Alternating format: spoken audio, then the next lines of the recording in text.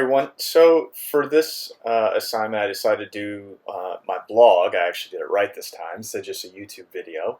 For the blog, I decided to do my post based on cognitive learning theory. And I find this theory interesting for a couple of reasons. One, just the scientific methodology of it, where it applies, why it works so well. And also because I'm kind of directly affected by cognitive learning issues. My military service resulted in some head injuries. I have a TBI, or traumatic brain injury, from a couple different instances, such as IDs and also jumping on a perfectly good aircraft and hitting my head, being knocked unconscious completely. So I've had some significant testing done, both on the military and when I got out. I've had some neurological testing done and sat through 5-6 hours of trying to complete tasks and doing computer programs, and basically, to break it down, I have some cognitive learning issues. So it's pretty interesting when I come across these assignments that deal with that. I try to learn as much as I can in these courses, not just to benefit me, but also because I do training development for the military, and I'm an instructor, and I have to develop training on new equipment that I might not necessarily have had my hands on before, but I need to be able to also present that training material to both U.S. and foreign military. So when developing this, I think the issues that I may have actually help me develop better training for everybody. It may take me a little bit longer to learn a material, or take a course like this. I might have to read something multiple times. Like, I think I've read the instructions on the blog post probably about 20 times to figure out which one I was doing. But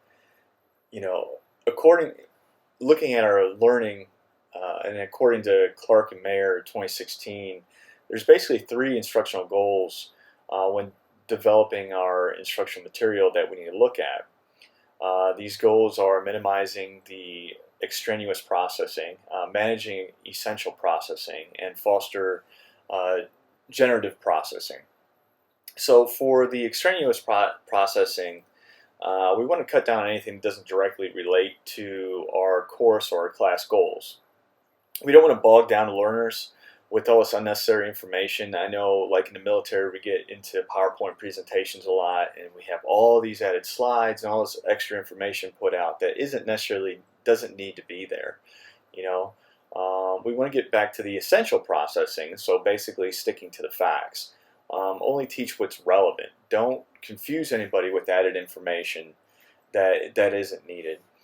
And then it goes, kind of encompasses or results in the generative processing, which is basically organizing and integrating of the taught material.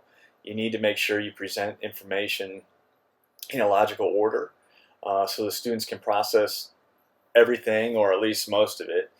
And if you're tasked with teaching and you haven't rehearsed the material enough, you'll tend to jump around. You'll not be able to keep a straight thought pattern, as I'm kind of doing right here, and it can cause confusion with the students if you all of a sudden go, oh, wait a minute, I forgot to teach you this, or I forgot to talk about this. Let's go back. Let's go back a couple pages. I missed something. And it just confuses everybody. When I teach, I utilize a cognitive theory of multimedia learning, which was also in our reading this week. So basically what that means is I try to use visuals when I'm teaching. So I'm speaking the material. I'm using a visual, which is normally some sort of projecting system. I teach a lot of computer software, so I will project the material while I'm teaching it. I'm actually operating the material, which is being projected up on the screen. And then also we provide computers to our students so they can run it in front of them. So I'll teach it first and then we run through it together.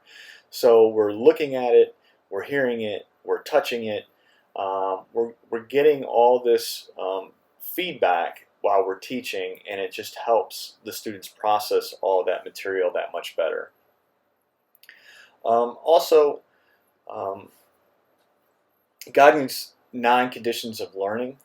It kind of goes with, in the military, we have, when we go to teach, we talk about a task, condition, and standard.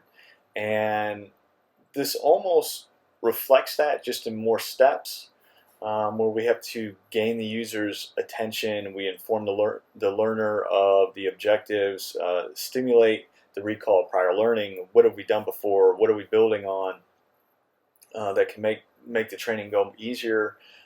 Present the content, try to present it again in a straightforward manner. Provide the learning guidance, as much support that's needed when we're instructing somebody. We want the students to practice as much as possible. We want to elicit performance with the students. We need to provide feedback, correct the student and make sure we are pointing them on the correct path. We need to assess the performance. We always do, in the military, AARs, or after action reviews, and that back and forth feedback between the students of what we could do better, what we saw, what they could do better, and enhance the retention and transfer to the job.